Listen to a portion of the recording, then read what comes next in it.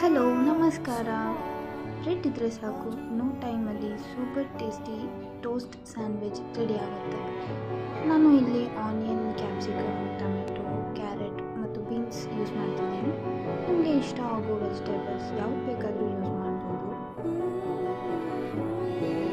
Sandwich filling ready ಮಾಡೋದಕ್ಕೆ ಎಲ್ಲ ವೆಜಿಟೇಬಲ್ಸ್ನ butter ಮತ್ತು ಆಯಿಲ್ನಲ್ಲಿ ರೋಸ್ಟ್ ಮಾಡಿ, ಸ್ವಲ್ಪ ginger garlic paste, chilli powder, garam masala powder ಮತ್ತು ರುಚಿಗೆ ಬೇಕಾದಷ್ಟು ಸಾಲ್ಟ್ ಹಾಕಿ ಚೆನ್ನಾಗಿ ಮಿಕ್ಸ್ ಮಾಡಿ 2 to 3 ಮಿನಿಟ್ಸಲ್ಲಿ ಟೇಸ್ಟಿ ವೆಜಿಟೇಬಲ್ ಫಿಲ್ಲಿಂಗ್ ರೆಡಿ ಆಗಿರುತ್ತೆ.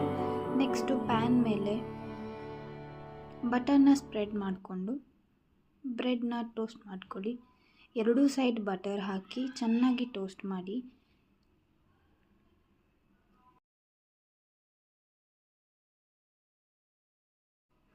ಬ್ರೆಡ್ ಎರಡೂ ಸೈಡ್ ಟೋಸ್ಟ್ ಆದಮೇಲೆ ಮಯೋನೀಸ್ನ ಹಾಕಿ ಸ್ಪ್ರೆಡ್ ಮಾಡಿ. ಒಂದು ಬ್ರೆಡ್ ಸ್ಲೈಸ್ ಮೇಲೆ ಫಿಲ್ಲಿಂಗ್ನ ಹಾಕ್ಕೊಂಡು ಇನ್ನೊಂದು ಬ್ರೆಡ್ ಸ್ಲೈಸ್ನ ಫಿಲ್ಲಿಂಗ್ಸ್ ಮೇಲೆ ಇಟ್ಟು ಪ್ರೆಸ್ ಮಾಡಿ. ಅಷ್ಟೇ, ಟೇಸ್ಟಿ ಬ್ರೆಡ್ ಸ್ಯಾಂಡ್ವಿಚ್ ರೆಡಿ.